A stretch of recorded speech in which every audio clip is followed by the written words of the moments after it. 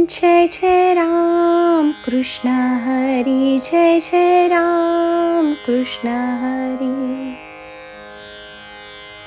एक हरी आत्मा जीव शिव समा, वाया तू दुर्गमा न घाली मना. ज्ञानोबा सांगतायत एक हरी म्हणजे आत्मा. आता पहा बरं, ज्ञानोबा नेहमी आत्म्यासंबंधी बोलतात. एक हरी आत्मा जीव शिव समा.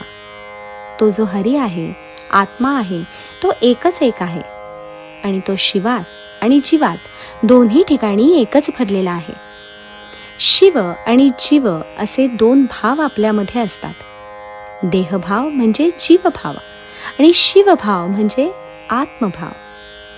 आत्मभावामध्ये आत्मा आहे आणि जीवभावामध्येही आत्मा आहे, कारण ते आत्मचैतन्य असल्याशिवाय हे शरीर काम करूच शकत नाही. म्हणून शिवभावातही आत्मा आहे आणि जीवभावातही आत्मा आहे. असा तो एक आत्मा हरी सगळीकडे भरलेला आहे. वाया तू दुर्गमा न घाली मन. हे भक्ता, तू विनाकारण वाया म्हणजे व्यर्थ अशा कठीण गोष्टींमध्ये लक्ष घालू नकोस. सोपे मार्ग आहेत.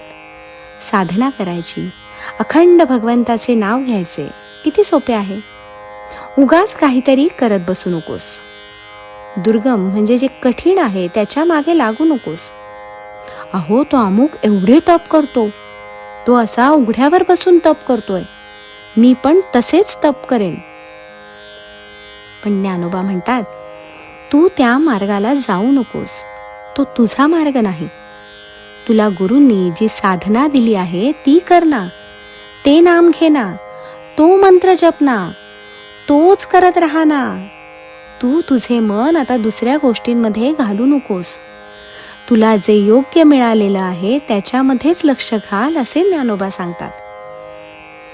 ज्ञानदेवा पाठ हरी हा वैकुंठ, भरला घनदाट हरी दिसे. आता ज्ञानोबांनी घनदाट शब्द वापरला आहे.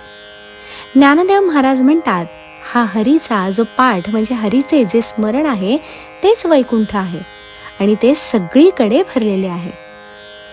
ते वैकुंठ कुठे आकाशात नाही. लोक आकाशाकडे बोट दाखवतात. स्वर्गाकडे जायचंय का तुला? कुठे आहे स्वर्ग? आकाशात कुठे आहे स्वर्ग? आता इतकी विमाने उंच उंच जातात, लोक इतकी उड्डाणे करतात, किती लांब लांब जातात, तरीही कुणी सुद्धा सांगत नाही की आम्ही स्वर्ग पाहिला, वैकुंठ पाहिला. आता अमेरिकेचे अंतराळयान किती लांब लांब जाते, त्यांनी सुद्धा नाही पाहिला तो स्वर्ग, वैकुंठ, कैलास. कुठेच पाहिले नाही. त्यांना जर दिसले असते तर ते म्हणाले असते, अहो तुमचे ते वैकुंठ आहे ना, ते अमुक ठिकाणी आम्हाला दिसले. अरे, हे सगळे इथे भरलेले आहे.